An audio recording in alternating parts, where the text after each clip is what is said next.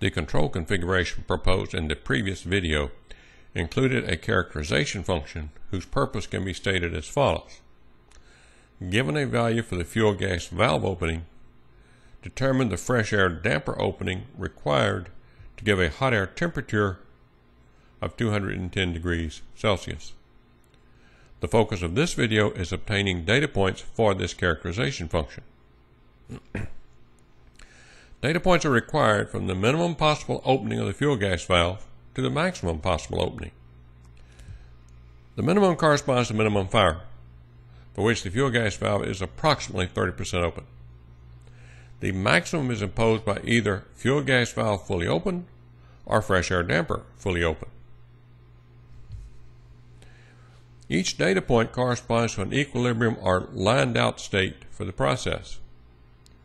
The hot air temperature must be lined out at its desired value, specifically 210 degrees Celsius.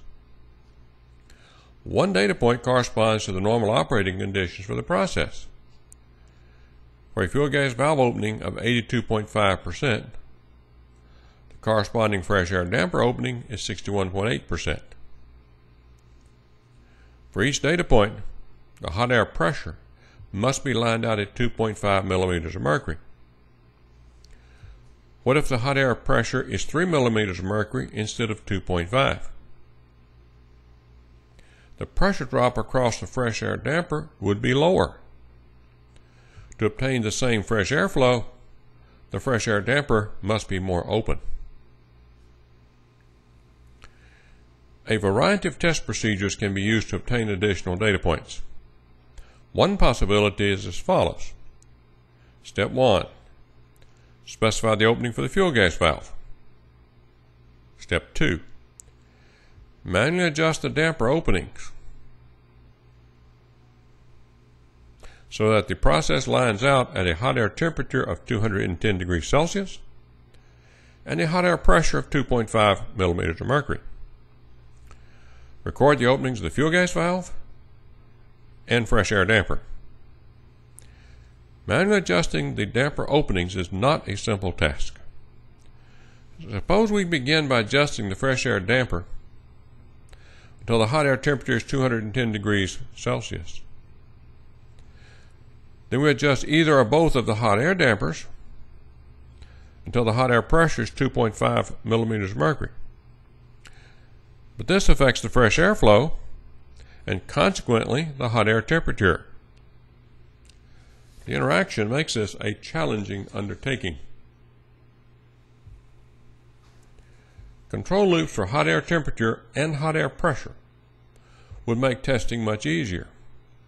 We can use any control configuration that maintains the hot air temperature and hot air pressure at their target values. The hot air pressure and hot air temperature controllers in the single loop configuration were successfully tuned, so we will use them. Switch both loops to auto.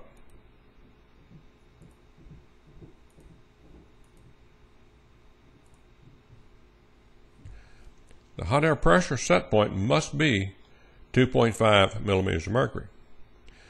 The hot air temperature set point must be 210 degrees Celsius.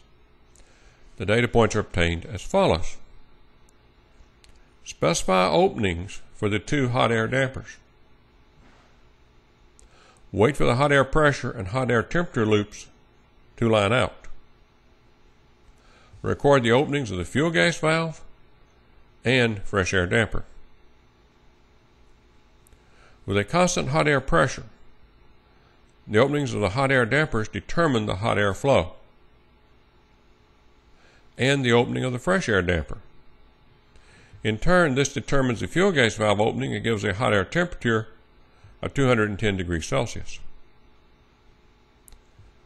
To obtain different data points, change the openings of either or both hot air dampers. Let's start the test from the normal operating conditions. The hot air damper to baghouse inlet is 64.4% open. The hot air damper to scrub duct inlet is 43.4% open. increasing the opening of either increases the hot air flow. The output of the scrubber duct inlet temperature controller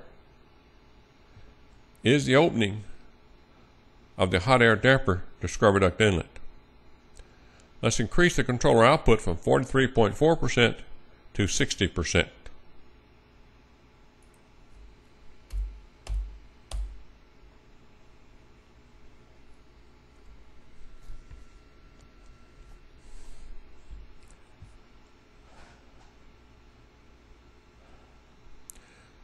We must wait for the process to line out.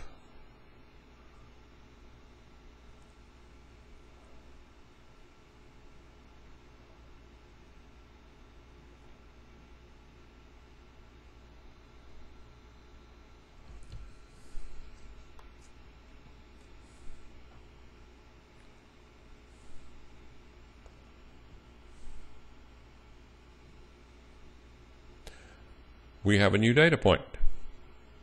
The fuel gas valve is 91.4% open.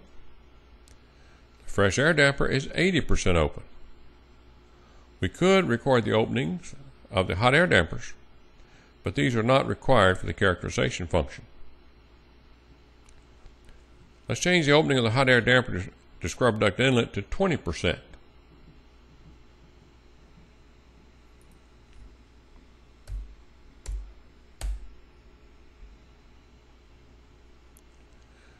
We again wait for the process to line out.